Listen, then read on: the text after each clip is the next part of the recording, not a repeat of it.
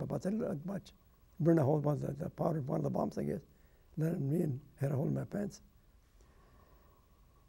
And that's what all happened to me. And there was this guys who were on the other side of the hedgerows. They didn't touch them. I think the bombing was going this way. They were but they hit us. And I attached myself to this guy. If this guy was a sergeant, but most of the squad was gone. So I didn't know what happened to him. So I attached myself to him. He was a sergeant from another squad.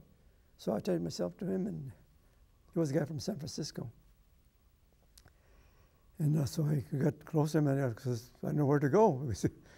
And then our lieutenant, further up, he had a part of his butt gone, a big chunk, almost of one cheek gone all completely. And he was further ahead of us. He was a second lieutenant.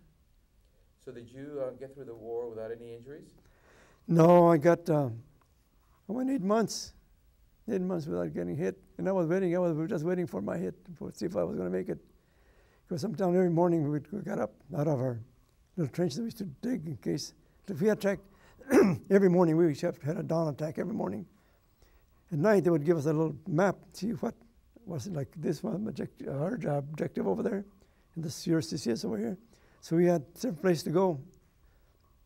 So we had attack, and during the attack, it was just the anticipation of the attack that got real. Then once we were up there, we'd be yelling and screaming and just shooting and forward, because some of the villages, they were 100 yards from one village to the other. We were just shooting. And we wouldn't know where to go and set up. But when we were in anticipation, just waiting for to jump off, we used to call it jumping off, jump off in the morning, the artillery would start hitting us with everything they had, So we had to get up and take off anyway. And when we were moving forward, the artillery was cutting their range because we were moving forward. They had forward observers. The Germans had forward observers, and they knew what we were doing, so they would cut their range on the artillery. And their tanks were shooting us at the same time. And man, I still get my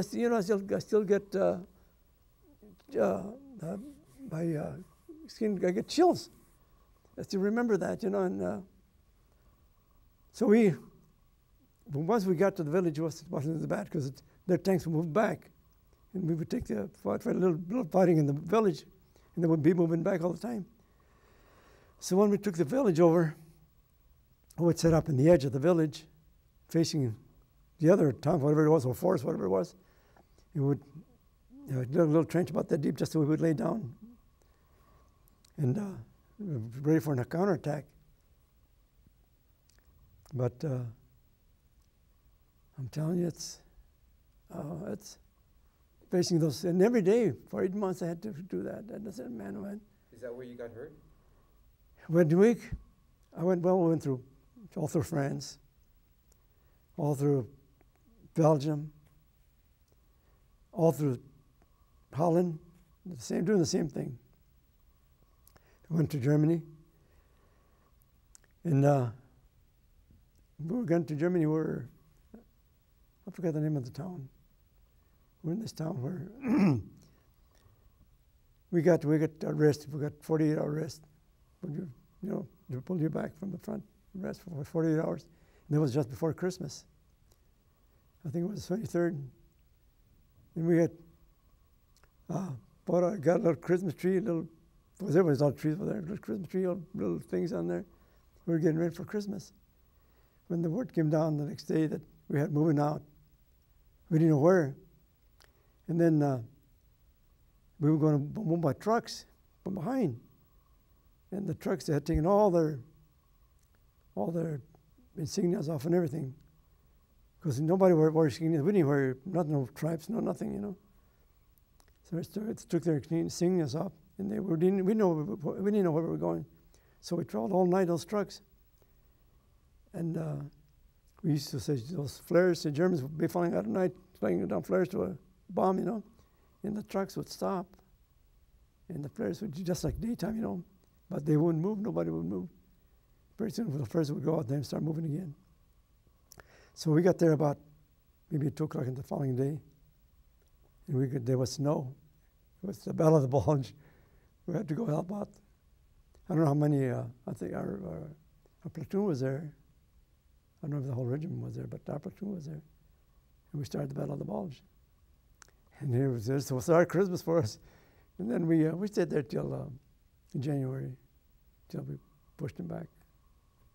And I didn't get hurt there. And we almost got surrounded there too, but we pushed back too much, because you can't go too far in front of the other because they could swing around. You cannot go too far. If you go too far forward, they can come around and seal you off too. So we'd have to.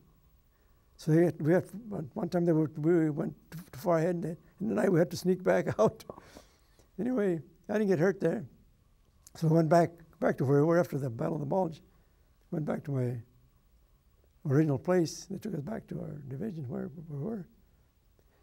And that's where I got hit, crossing the Roe River. Okay, why don't you tell me where you were when you heard that the war was over? The war in Europe? The war in Europe, yeah. I was I spent three months in the hospital in Paris for my wound. And so I was loading up on the train. Well, we were traveling to Paris, because the hospital was about 7 miles from Paris. And they come out with newspapers. The war had ended. The Germany had given up. And they had the newspapers, the war was ended. The war is fini, the war is fini. La guerre is fini, I think that's what they said. And I said, man, I hope they're right. So then it took me a while to get back to my old. A lot of the guys that had been in the hospital, they were not sending me back to their old units. They went back to different units. But I happened to go back to my same unit. And I found a couple of guys there that were still with me when I left, but most of the others were new guys. Well, what did you feel like when you heard that the war was over? Oh man, I was happy. I was happy. I had enough of that.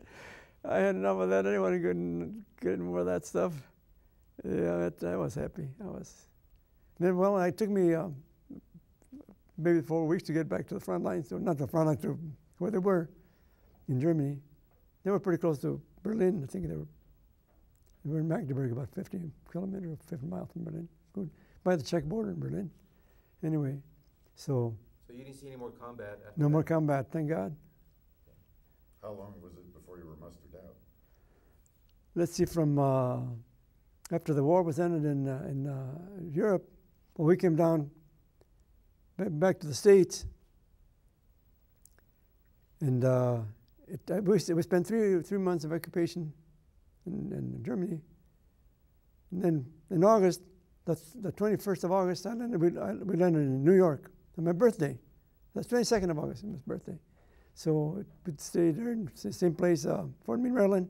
From Fort Meade, Maryland, we shipped to Fort MacArthur, for 30 days rest. And then we were going for the invasion of Japan. So when our 30 days were up, we came back from Fort MacArthur, and they told us to go back home for another. Well, we were 30 days, and when they're in the furlough, for 30-day furlough, the war ended in Japan. So we went back to Fort MacArthur, and they said, go back for 2 weeks. So we came back home for 2 weeks. Then we went back, and they told us we were getting discharged.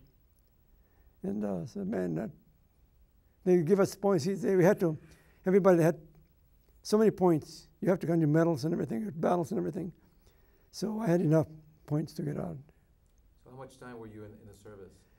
I was in the service 3 years, because we were in, during World War II, we were in for the duration in 6 months, it told us. So the war ended, was going to last 30 years, it had to be in there 3 years, in 6 months. But anyway, I was in there, the duration of the war in 6 months, which is almost 3 years. Got mustered out about the 31st of October of 45, yeah. So tell me again what you remember about Camp Anza. You were there for 3 weeks. What was life like in Camp Anza? Well, we're just waiting around there, and we had. Say, whatever you remember about Camp Anza, say. Well, when I was there, we had some people come from Hollywood, and for shows. We used to go to the shows. I think I saw him as Andy, and some other orchestras there. They used to come there for. But I think I said the most one that I remember was Amos and Andy. They came over. And but they used to come over there to entertain the troop before they were shipped out to the different bases. And my dad used to work in that area before they even. Because I was born right there, right where Camp Anza, where I took where they gave us all our clothes in there, all full of patches. And there was a little ranch-style place there where we used to live. And there was nothing but these alfalfa fields, you know. And my dad used to work for Mr. Hole. I think Mr. Hole was the owner of all that land there at that time. And so we lived there. And then later on we moved to another part over here in Casablanca. So that's where I was raised and went to school there and everything. So what was daily life like at Anza? Did you drill? Did you? No, nothing. We didn't do anything. No, they were just getting all stuff ready to paper train and everything to ship our clothes out and just waiting there to be shipped to the bases. But what did you do when you were waiting? Oh, we'd play cards and stuff like that and talk and just pass the time. We couldn't go out. No play. We just had to stay in the base. Sports? Did you play any sports? Not that I remember. Because that was a brand new place, you know. Just I don't think they had anything.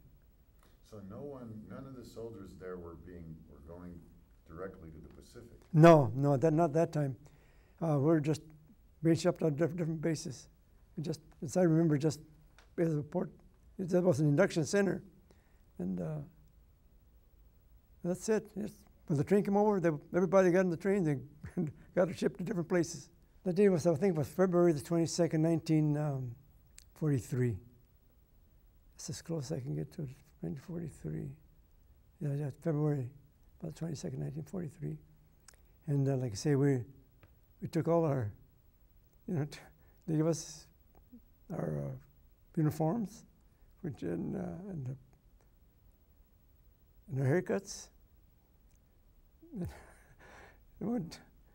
Like I said before, you know, it was a funny thing when we got all our haircuts, and they cut all our hair like we had long hair. We got to nothing. They gave us our shots, a couple of shots in each arm at the same time. Now we got painting, just seeing the needles. And after that, we had to wait on our uniforms. And that was another funny thing where everybody was getting the same kind of, we were dressed the same. We couldn't tell one from another. And we just tried to look for our friends. We couldn't find our friends. Everybody had different haircuts, different clothes. And it was funny. And then about our shoes, we were size 8. Yep, here's a 10. Big, they'll fit. Yeah, I know it'll fit up big. Yeah, but they gave us what they had. And we were all full of tags, all wrinkled clothes and everything, all uniforms all wrinkled. And then, well, anyway, we used to go to the shows they had across the street where they had